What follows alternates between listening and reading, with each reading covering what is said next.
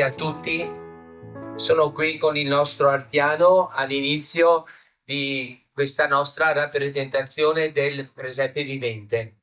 Oltre a darvi il benvenuto, io qui ripropongo la mia gioia in questo evento che si ripropone per il nostro comune, perché è un evento che non solo sa di tradizione ma sa anche di fede. Adesso sta parlando il parroco, per cui vi dico che sono contento per questo, e per questo ringrazio Artiano e la sua famiglia di ospitare questa sacra rappresentazione qui, dove c'è la nostra comunità radunata nel vedere il presepe vivente. San Francesco, nostro patrono, lo ha inventato, è il primo presepe della storia e noi continuiamo questa tradizione. Ringrazio anche a nome della parrocchia tutti i figuranti e tutto il lavoro che c'è dietro. Adesso vi do la mia benedizione, così dopo possiamo iniziare questo nostro momento anche di preghiera. Nel nome del Padre, del Figlio, dello Spirito Santo. Il Signore sia con voi. Padre nostro, che sei nei cieli, sia santificato il tuo nome. Venga il tuo regno, sia fatta la tua volontà, come in cielo, così in terra. Dacci oggi il nostro pane quotidiano rimetti a noi i nostri debiti, come anche noi li rimettiamo ai nostri debitori, e non abbandonarci alla tentazione, ma liberaci dal male. Il Signore sia con voi, e su tutti voi, sulle nostre famiglie, sull'intera nostra comunità, scenda la benedizione di Dio Onnipotente, Padre e Figlio e Spirito Santo. Buon pomeriggio e buona serata a tutti.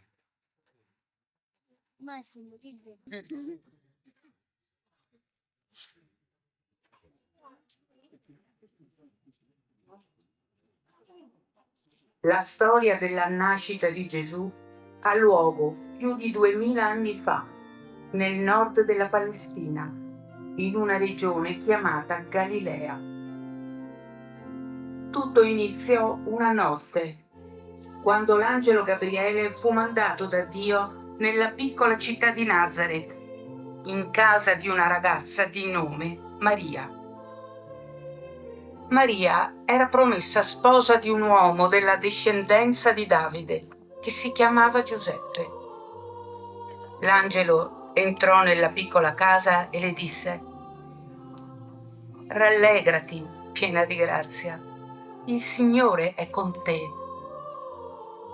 Sorpresa, stupita di un tale saluto, Maria si chiedeva cosa potesse significare. «Non temere», aggiunse Gabriele, «tu concepirai e darai alla luce un figlio che chiamerai Gesù.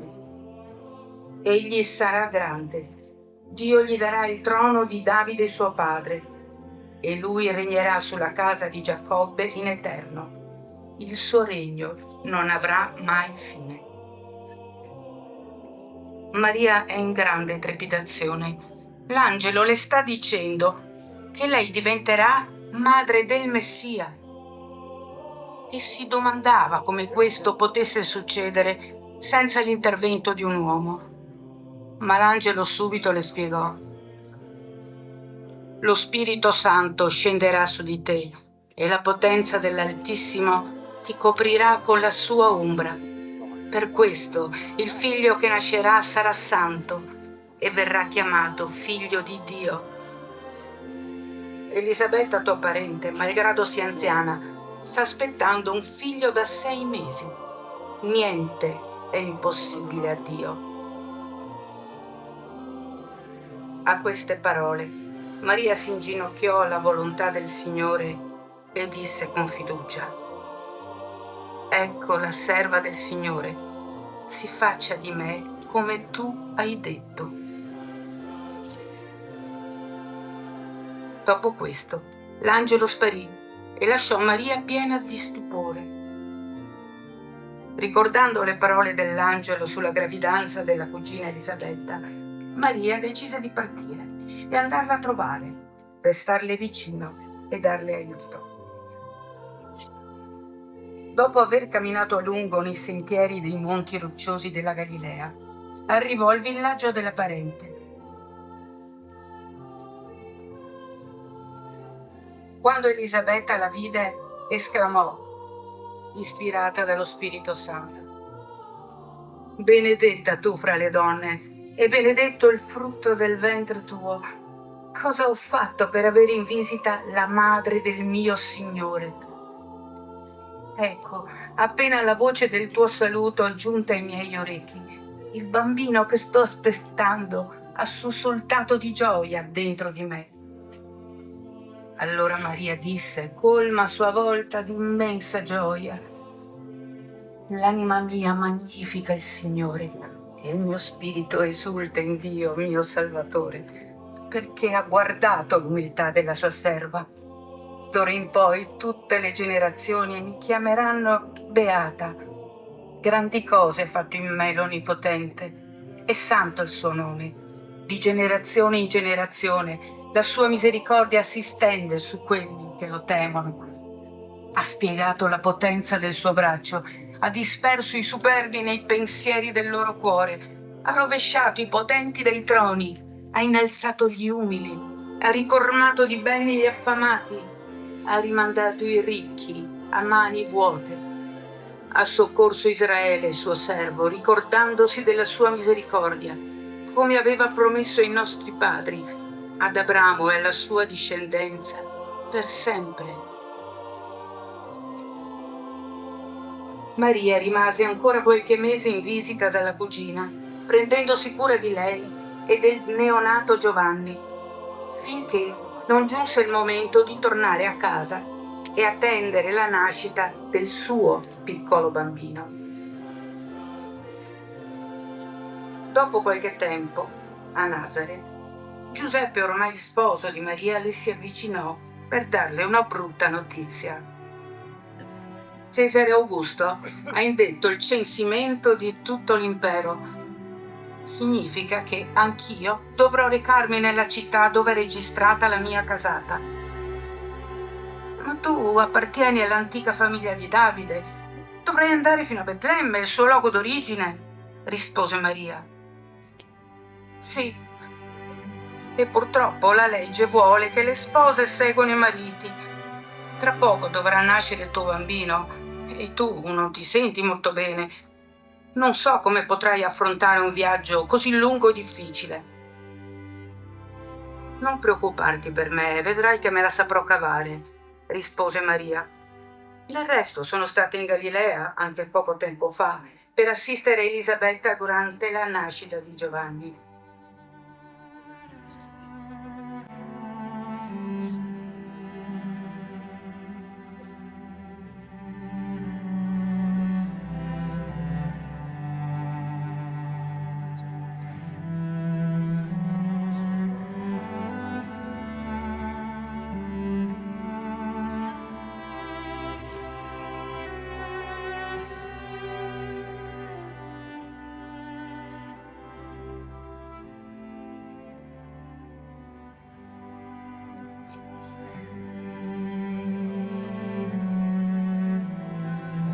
L'indomani mattina Giuseppe e la sua sposa iniziarono il loro lungo viaggio attraverso sentieri inerpicati. Non erano soli a percorrere quei luoghi così impervi. Molti altri, uomini e donne, si erano incamminati verso quelle terre per lo stesso motivo, il censimento, andando verso un capo o l'altro del paese.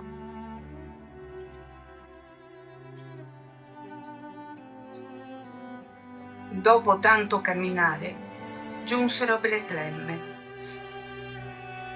Giuseppe cominciò a vagare per locande e abitazioni, alla ricerca di un posto libero. Ormai il bambino stava per nascere e Maria aveva assolutamente bisogno di un letto.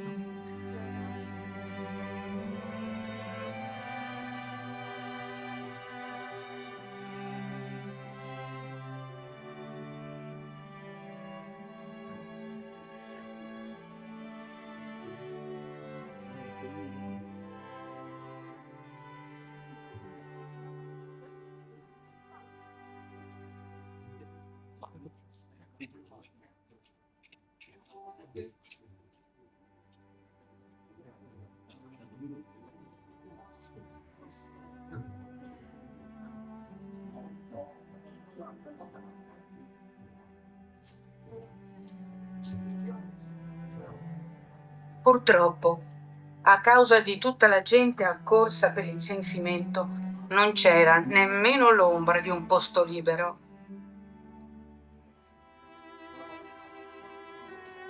A un certo punto Maria, con un lieve filo di voce, si rivolse a Giuseppe e gli disse: «Credo che il tempo si stia avvicinando». E Giuseppe: «Siamo stati respinti da tutti. Ora non posso che cercare un rifugio in una delle capanne di dintorni. Vengono usate come stalle per gli animali dalla gente del posto. Non sono certo di luoghi confortevoli, ma almeno saranno protetti dal vento», disse Giuseppe in profondo pensiero per sua moglie, dispiaciuto di non poterle offrire di meglio.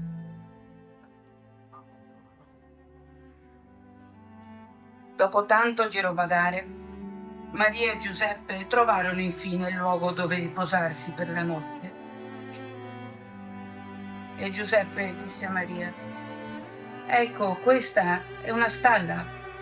Possiamo stare qui. Il suo proprietario non ha nulla in contrario. Cercheremo di adattarci, tu non preoccuparti, rispose Maria. Sì, sento che il momento si avvicina.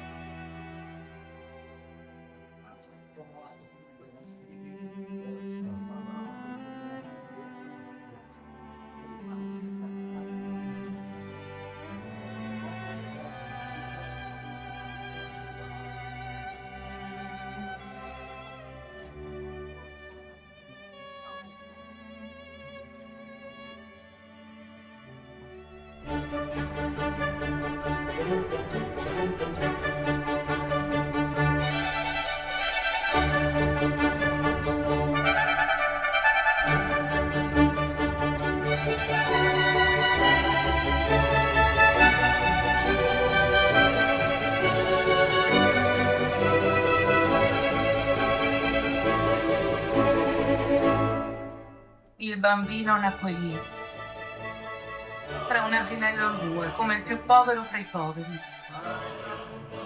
Maria lo avvolse in fasce e lo depose nella culla preparata con la paglia della mangiatoia, in modo che non potesse prendere freddo in alcun modo. Nelle campagne intorno alla città c'erano molti gruppi di pastori che vegliavano le loro greggi. Erano persone molto semplici, a volte disprezzate a causa della vita errabonda che conducevano, che impediva loro di seguire tutte le prescrizioni della religione ebraica. Per questo venivano considerati peccatori ed evitati dalle persone che si ritenevano oneste, che consideravano sconveniente qualsiasi rapporto con loro. E Gesù, così come scelse di nascere in un'umile famiglia, nel più umile dei luoghi, volle che i primi ad accorrere alla sua presenza fossero proprio loro, gli umili pastori.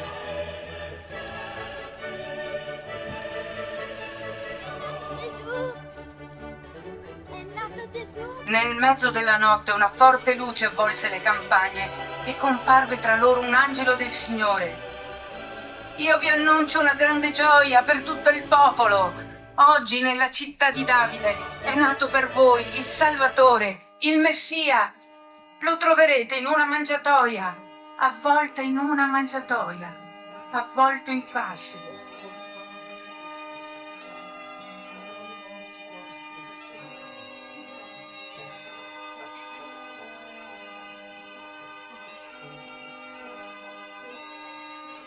A queste parole tutte le campagne si svegliarono e tutti i gruppi dei pastori cominciarono il loro pellegrinaggio verso la stalla dove l'angelo aveva detto avrebbero trovato il Messia.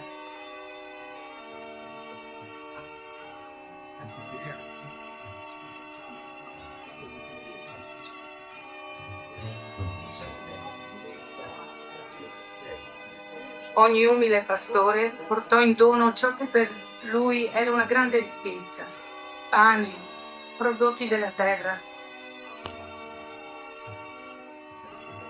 E pian piano si avvicinarono in moltissimi alla piccola stalla.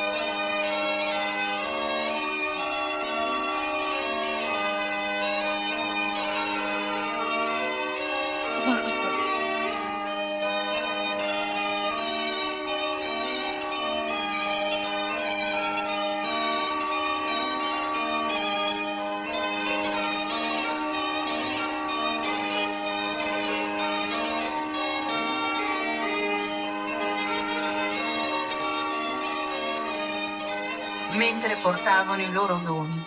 Tutti i pastori si meravigliavano di vedere che tutto era come l'angelo aveva annunciato.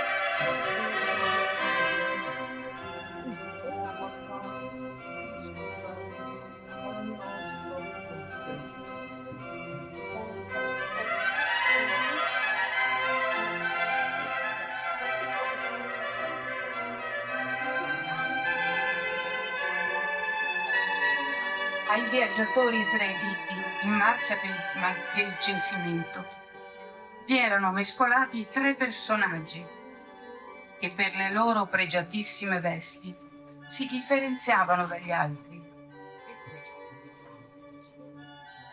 Erano magi, cioè studiosi provenienti dalla lontana Persia. Pur credendo in un unico Dio, la loro religione era diversa da quella ebraica. Secondo il libro sacro degli antichi persiani, un salvatore sarebbe dovuto scendere sulla terra. I 3 magi capivano che questo tempo stava avvenendo con la nascita di un bambino in Giudea. Gaspare, Baldassarre e Melchiorre, così si chiamavano, si erano messi in marcia seguendo la stella che secondo le loro previsioni avrebbe indicato il luogo esatto dell'evento tanto atteso. Re Erode, saputo che i personaggi così importanti erano giunti a Gerusalemme, li fece chiamare a corte. Gaspare gli chiese: dov'è il neonato re di Giudea? Abbiamo visto sorgere la sua stella in Oriente e siamo venuti ad adorarlo. Mal interpretando il significato spirituale di quelle parole, il sovrano si spaventò a morte.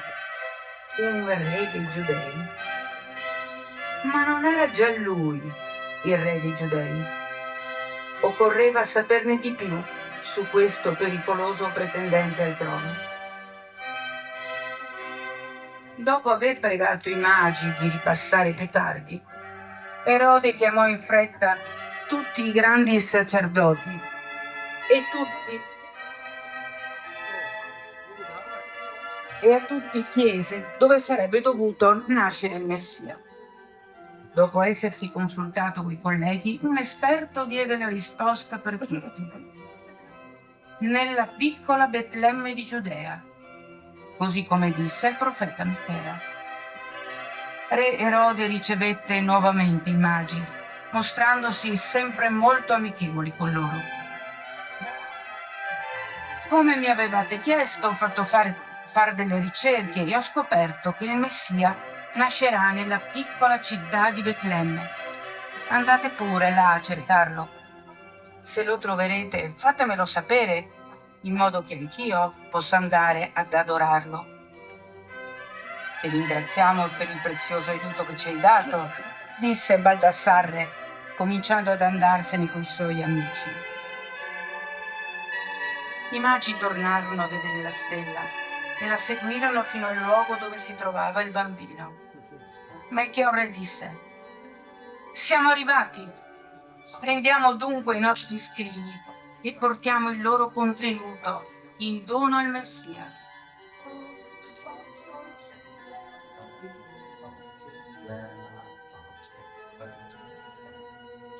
I 3 persiani, vestiti con ricchi abiti, si inginocchiarono e offrirono i loro regali: l'oro, metallo prezioso dei re, e 2 sostanze profumate e a quei tempi altrettanto preziose: mirra e incenso.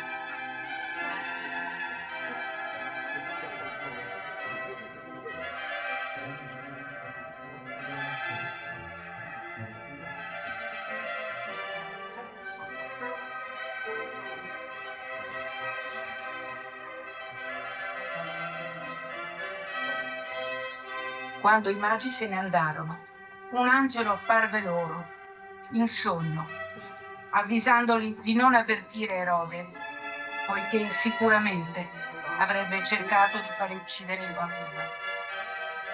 Così sarebbero tornati in Persia per un'altra strada.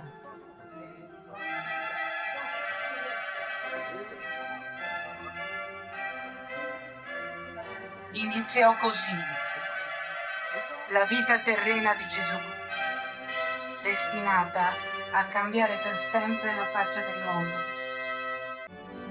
Iniziò da una mangiatoia in una fredda capanna di Betlemme, 2000 anni fa.